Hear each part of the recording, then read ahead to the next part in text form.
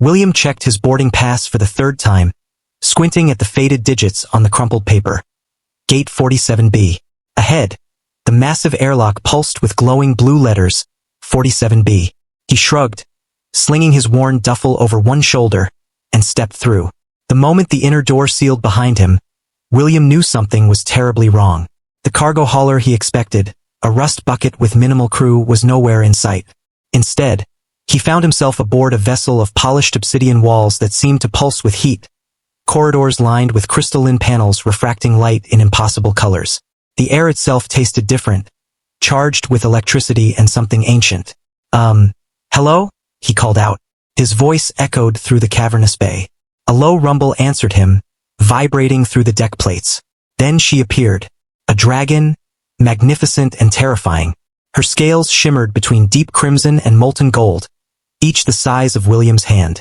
Despite her massive form, she moved with fluid grace, her serpentine neck lowering to inspect him. Amber eyes, slitted and ancient, fixed on him with startling intelligence. A human male, she said, her voice like distant thunder wrapped in silk. How unexpected. Survival instincts screamed at him to run, but the airlock had cycled shut. I think there's been a mistake. I'm supposed to be on the freight hauler Redemption's call. This is gate 47B, right? Yes, she said.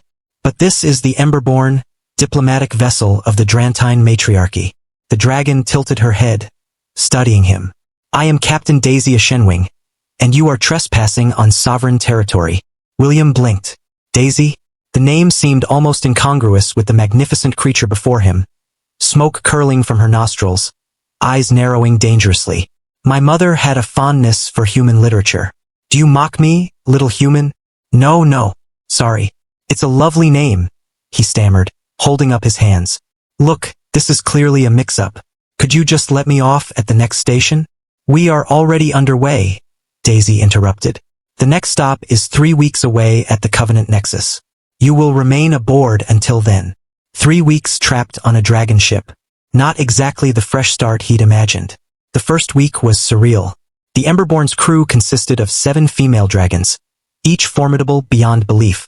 From Captain Daisy to Silix, the engineer whose emerald scales shimmered like oil slicks, William was fascinated by how captivated they were by him. Even small tasks drew their attention. When he helped recalibrate a sensor array in a cramped maintenance tunnel, they gathered to watch, amazed at his human ingenuity in manipulating delicate electronics in spaces too small for a dragon. Your species is so adaptable, Silix said. You use tools like extensions of your body. It's not that impressive, William replied, wiping grease from his hands. Just basic electrical work, Daisy rumbled, though her tone carried something warmer now, curiosity and protection. You've repaired 17 critical systems in 4 days. Systems we've been working around for months. William's jaw tightened. I was running toward something. A fresh start. I was a maintenance tech on Arcturus Station until it was decommissioned. Jobs are hard to find for humans in this sector. You have skills we need, Daisy said carefully. The matriarchy values competence above all else. By the second week, William had become indispensable. He reorganized supply storage, modified waste recycling for a 40% efficiency increase, and jury-rigged a solution to a persistent coolant leak in the starboard engine. The dragon's respect grew. They brought him meals, adjusted temperature controls, even built a custom workstation suited to his proportions. You've made yourself quite at home, Daisy observed one evening as William reviewed star charts. Just trying to earn my passage, he said. A young dragon poked her head into the bay. The diplomatic committee wants to speak with you about the human. William's stomach dropped. Daisy exhaled smoke slowly.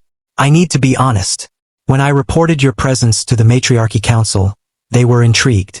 The Draantine have long sought ways to maintain our older vessels and stations. Our claws are magnificent for combat, but terrible for delicate work. They want to offer you a contract, formal employment, training other humans, establishing maintenance protocols, building a core team. If you refuse, you're free to disembark at the Covenant Nexus. But, she moved closer, lowering her massive head until they were nearly eye level. In the past 2 weeks, you've become part of this crew. We don't want you to leave. William looked around the navigation bay, at the systems he'd repaired and the modifications he'd implemented. He thought of the freight hauler he'd meant to board, the anonymous future waiting there. The contract, he said slowly. Reasonable accommodations?